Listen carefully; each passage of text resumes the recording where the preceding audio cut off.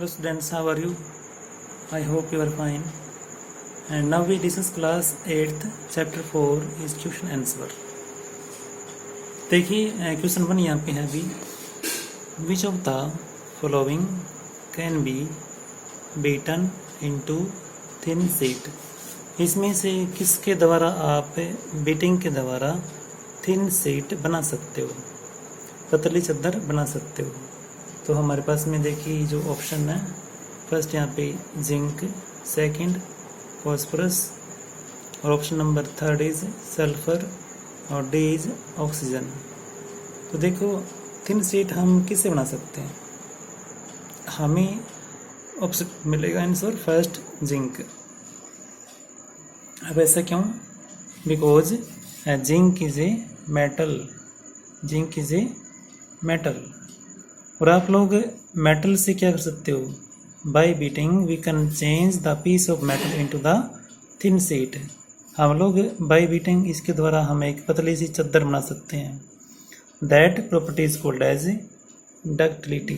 क्या बोलते हैं? डक्टिलिटी बोलते हैं। The property of metal by which we can change into the thin sheet is called as ductility.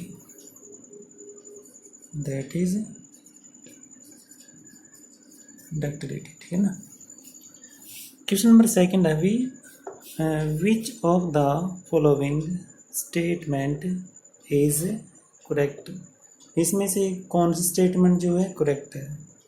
ए है all metals are ductile, B है all non metals are ductile, C है generally metals are ductile और D option अभी some non metals are ductile. तो देखिए अगर हमें metal की प्रॉपर्टी याद है तो हमें पता है कि ऑल मेटल्स आर डक्टाइल, तो आप कैंसिल हो जाएगा यहाँ पे ए, ऑल मेटल्स आर डक्टाइल। देखिए what is the meaning of A ductility? Ductility क्या होती है? देखिए सॉरी, यहाँ पे आपका आएगा मेलेबिलिटी। थिन शीट्स बनने की जो प्रॉपर्टी होती है उसे बोलते हैं मेलिएबिलिटी, मेलिएबिलिटी। अब what is the meaning of ductility? देखो जो डक्टिलिटी होती है, थिन वायर मेकिंग प्रॉपर्टी जो होती है, हम लोग जैसे किसी भी मेटली पीस को अगर मान लो खींच देते हैं उससे हमें लंबी तार मिलती है, that property is called as ductility. और सीट जो बनती है वो कहलाती है मेलिएबिलिटी प्रॉपर्टीज। तो यहाँ पे आपका आंसर हो जाएगा all metals are ductile in nature.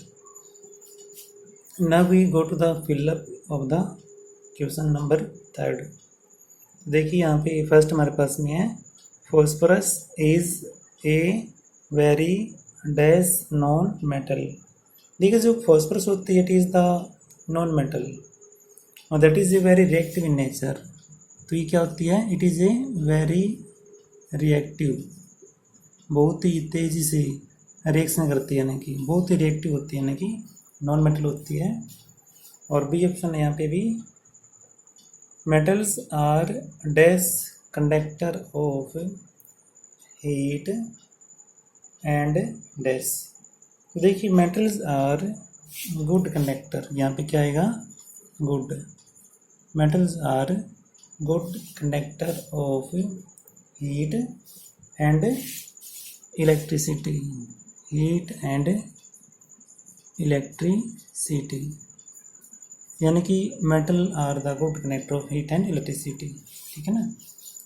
C option यहाँ पे है अभी, iron is dash reactive than copper, यानी कि जो आयरन मेटल होती है it is more reactive, iron is more reactive than copper.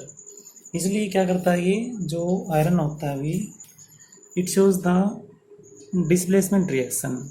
ठीक, हमारे पास में डिस्प्लेसमेंट रिएक्शन आती है,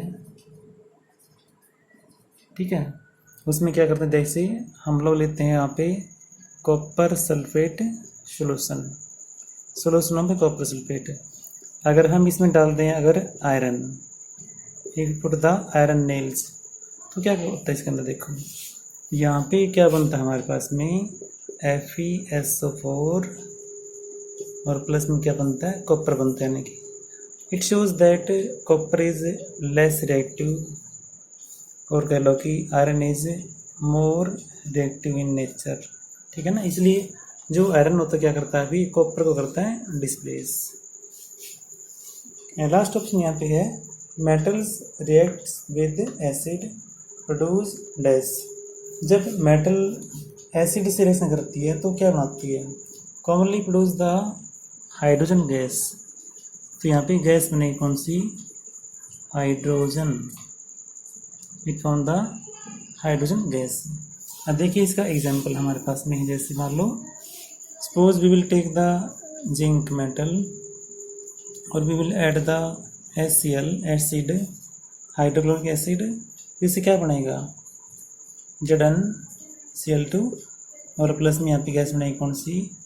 हाइड्रोजन गैस बनती है यहाँ पे। ठीक है ना, तो जब मेटल एसिड रिएक्शन करती है तो commonly produce the which gas? Hydrogen gas. So these are the some question of the lesson. I hope you will understand.